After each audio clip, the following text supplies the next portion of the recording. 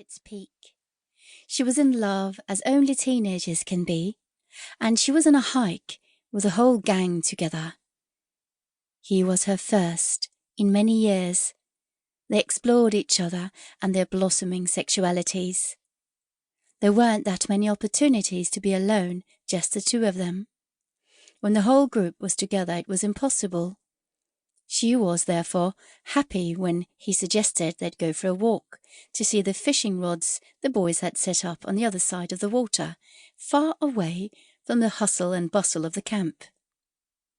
They waded through thickets of birches, following a narrow pathway which twisted between the large stones in the scree, sometimes right down by the water's edge, other times through a world made of enormous blocks of stone. The place they'd chosen to set up the fishing rods was just beside an enormous moss-covered stone. The top of it was completely flat, sloping gently down towards the side of the mountain. A hill on the other side of the water hid the camp, ensuring that they were completely alone. He helped her up, and they lay tightly, entwined in the warm moss. His kiss tasted like chewing gum, and were wet and demanding.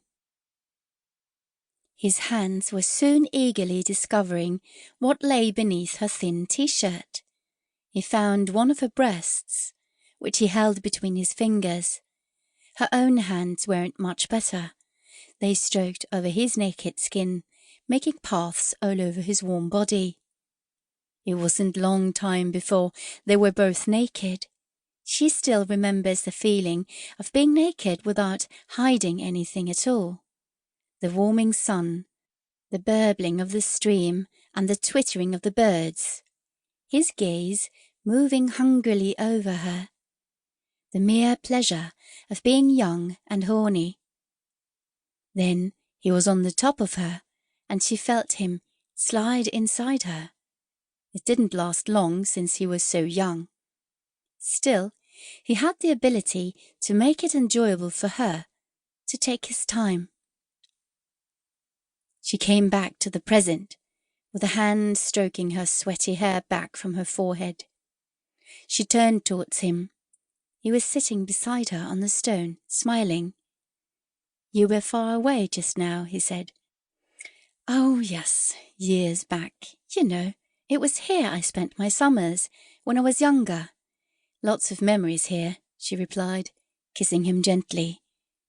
The kiss got deeper, and she noticed that desire was awakening inside her. This, cooped up with the memories of an early summer. He was the one who broke off the kiss. "Come on, loads to do before we can finally chill out," he said, pulling her to her feet.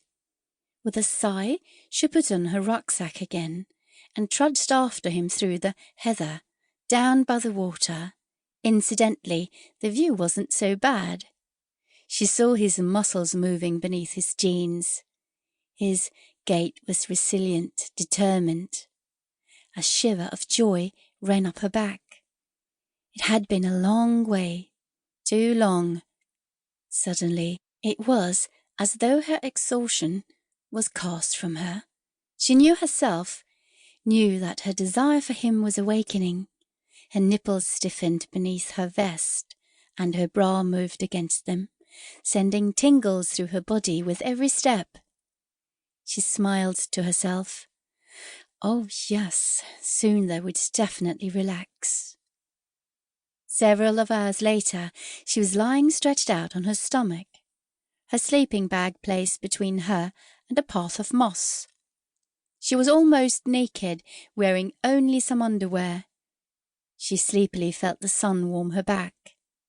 They set up a camp, made food, eaten, and then he wanted to go for a walk by himself.